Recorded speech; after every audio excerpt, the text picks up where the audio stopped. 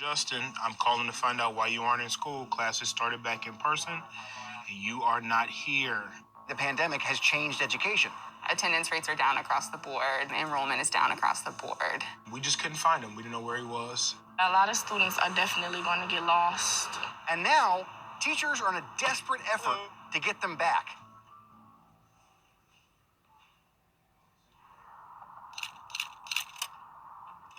We're following Audie Serrato. He does something called rapid response, where he tracks down students who don't show up for school. So obviously we can't go up there with him to a private house, but just walking right up, knocking on the door. Door opened. Did she go to school today? I'm just here to locate, connect, and make sure that message from you gets to them. And in New Orleans, you just don't know what you're gonna get. I just feel like throughout the city, it's just like, just feel like kids are getting lost. Teachers are struggling. Social workers are struggling. People are stressed. People are discouraged. Students that were thriving before the pandemic are struggling right now. I've always been a straight A student, and then when COVID hit, it just changed. It just went, like, my classes, my grades started dropping. It actually got so bad that, like, the first semester that we were actually virtual, I ended up not finishing my classes. The pandemic has wreaked havoc on the lives of just about every American student. And for students from underserved communities, the impact has been even worse. Experts are still gathering national data on just how bad things are. But there's anecdotal evidence all over the country of economically disadvantaged students and students of color getting left behind and sometimes dropping out of the system altogether. When your family is experiencing hard times, when you yourself have struggles, all of that stuff just hits a kid so hard, so fast, they give up because they don't know how to handle it.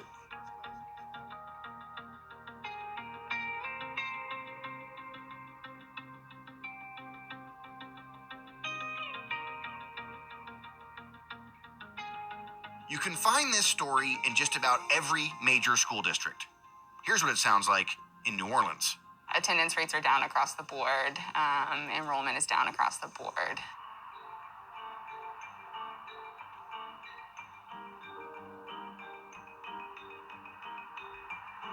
Across the city, across all the age ranges that we serve, we're dealing with disproportionate poverty, structural racism, trauma from events like Hurricane Katrina, a lot of housing insecurity, a lot of food insecurity. So all of that kind of destabilizes your foundation. Then add on the layer of the pandemic.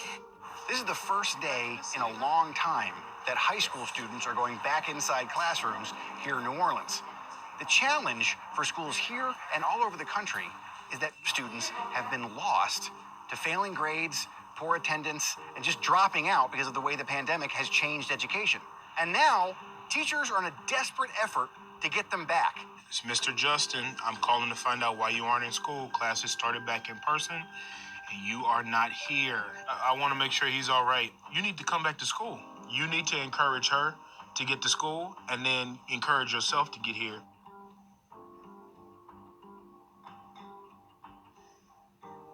You ready for school? Hey, Mom.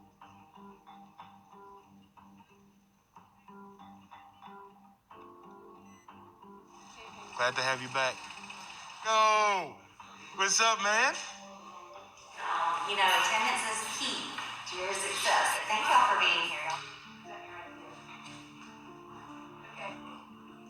I think across the whole city of New Orleans, we are seeing students having more and more challenges. What we know is statistically, students who miss a semester or are not successful in a semester, their likelihood of dropping out or not returning to school does increase every semester that they are unsuccessful. But what we've adopted as a mindset is that we're going to continue to chase after you. We call every number we have on file for you. We visit every address that we have that we can find. We go on Instagram. We look on Facebook.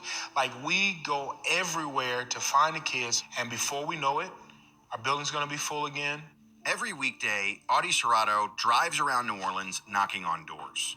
He assists students who are having trouble with virtual learning and tracks down students who are missing from school.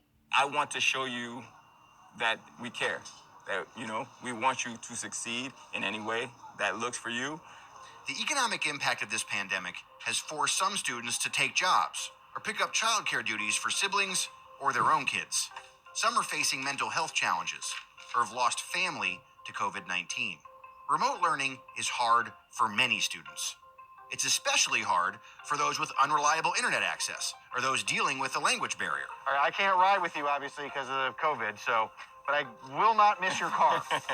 That's clear. I can find that anywhere. Yeah, I do most of my in-home services and locate and connect is the New Orleans East area where it hasn't rebuilt since Katrina. Tell me about this, why you walk up, you approach like this with your hands out like this. Why do you do that? I feel like there's a mistrust in New Orleans with the New Orleans Police Department. So it is more me coming at you like I have nothing. I'm not a threat. I just want to ask you a couple questions and we'll go from there. Nobody home? No one home. So try to move on. But sometimes they don't answer. They have a mistrust of people knocking on their door. Did she go to school today? That's me. Oh, that's you? Well, you didn't tell me. You just said yeah. I'm like, I don't know. Yeah. He's talking to a young woman and she's got some dogs, and you can see he's just trying to build some rapport with her, like he talks about. He's making her laugh. He's talking to her. He seems to be kind of reasoning with her. You have a good one. Okay, so how'd that go? That was success. That was actually the student that I needed to speak with. She worked late last night, so it's easier for her to do virtual learning and work at the same time. I'm very afraid of not graduating on time. I was always scared of just losing it completely. Kenya is a senior at the Net. There were moments during the pandemic where she struggled to keep up with school. Taking care of them while at home was a big part of the pandemic. So even when I was getting up for school to go and get ready, I had to make sure that I fed them, clothed them, and just make sure they were all okay and set it out for school also. People are losing their jobs. Parents are losing their jobs. I'm calling my sisters and my best friends. I'm like, well, you gotta get on school. And they're like, well, I have to go to work. I need money right now. I just feel like they don't have enough support behind them, I want to say. A lot of students are definitely going to get lost. Before the COVID, it was easy to get the work done. Then now since the COVID was in, it's everything's just getting more harder. I have my grandma to look out for, dealing with family deaths, stuff like that, trying to find jobs and stuff.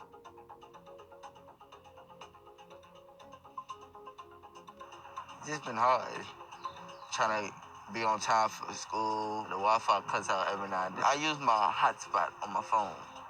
On the laptop, I thought it would be easier, but it's not. We just couldn't find him. We didn't know where he was. But then in January of 2021, Anthony came back, and he's been doing much better. I don't know if I'm really up to going to college. I might not, but I know I'm going to try to graduate high school. Welcome back. Educators across the country are hoping reopening classrooms will give them the chance to really reconnect with students after this challenging year. Do you think the country is ready to help these students who might be on the edge of dropping off the system altogether? I know that the programs exist, and I know that we have more capacity. We have to invest in, every level of the system. So no, I don't think we're ready, but I have hope that we can gradually and incrementally move toward that place. Here we are in the last house for the day. See what's going on. Audie's heading up there. Oh, we're knocking on the door. So what happened there? Her mother came out and said she had problems with transportation. I hope we can get her a Lyft or Uber or something, at least for the next couple of days until mom, gets that situated.